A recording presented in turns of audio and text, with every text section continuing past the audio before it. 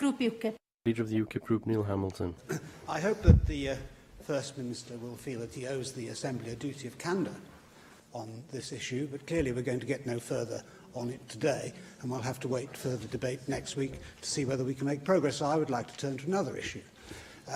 And the First Minister said recently that he would like to see air passenger duty devolved to Wales so that he could abolish it for long-haul flights. And I welcome the First Minister to the ranks of tax cutters and tax abolishers in the Assembly. It makes a change from all the other taxes that he wants to introduce. But this is, of course, in a way, a form of tax avoidance that he's in favour of, because it will give Welsh airports a small but significant advantage over airports on the other side of the border in England that will still have air passenger duty applying to them. So can the First Minister explain to me how it is that he can reconcile his views on air passenger duty with his other views that the tax system should not be used for tax competition within the United Kingdom or indeed with other countries? Because there already is tax competition. Scotland already controls air passenger duty. There is an element of devolution of air passenger duty in Northern Ireland. It does not make sense to me then that Wales is denied the same advantages as those elsewhere in the UK. Now, we presented evidence to the UK government that makes it clear that this is no threat to Bristol. We don't see it that way. This is about developing particularly long-haul flights from Cardiff, and we believe Cardiff is in a very good position to be able to do that. And by dint of that, developing other airports, regional airports around Wales, who are able to link in to Cardiff as a hub. The UK government have dismissed, we understand, that evidence without ever offering any evidence of their own. I hope the First Minister doesn't misunderstand me. I'm strongly in favour of what he proposes.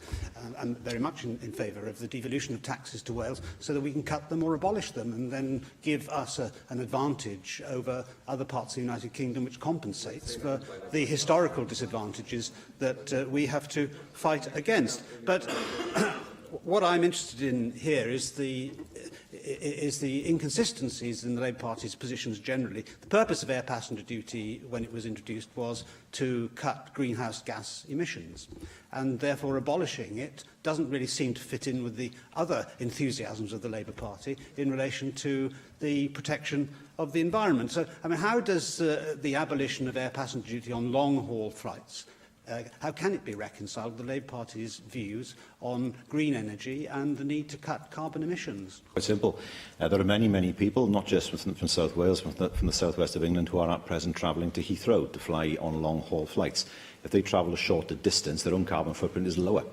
And so it does make sense then to put people in a position where they are not driving so far, where they are not increasing their own carbon footprint by giving them the option of being able to fly closer to home. The First Minister knows that that's pure sophistry. But there's another aspect to this as well which is worth consideration, because he will have seen that Monsieur Barnier, in his latest pronunciamento about Britain's future trading relationships with Europe, said a couple of days ago, there will be no ambitious partnership without common ground in fair competition, state aid and tax dumping. Well, of course, tax dumping is the way that French politicians in particular refer to tax competition between nations, and they're very much against it. And the whole trend of the European Union is to harmonise taxes so that there is no possibility of doing what the Irish have done in relation to corporation tax, giving them a significant advantage which has been of great benefit to their economy.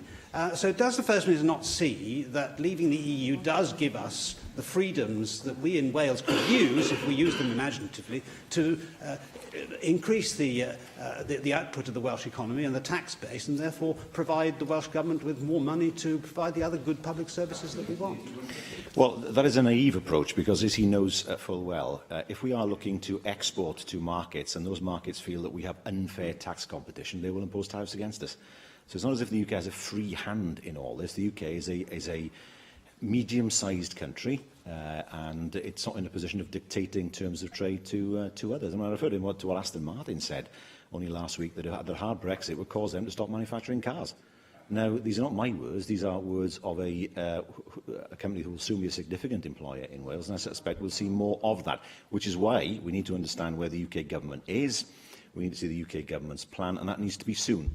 Because we're not in a position, I believe, where businesses can see that there is a way forward by the new year. Then we will start seeing, I fear, announcements that will be negative as far as the economy of Britain is concerned. Question 3. Question 3, Mohammed Ashgar.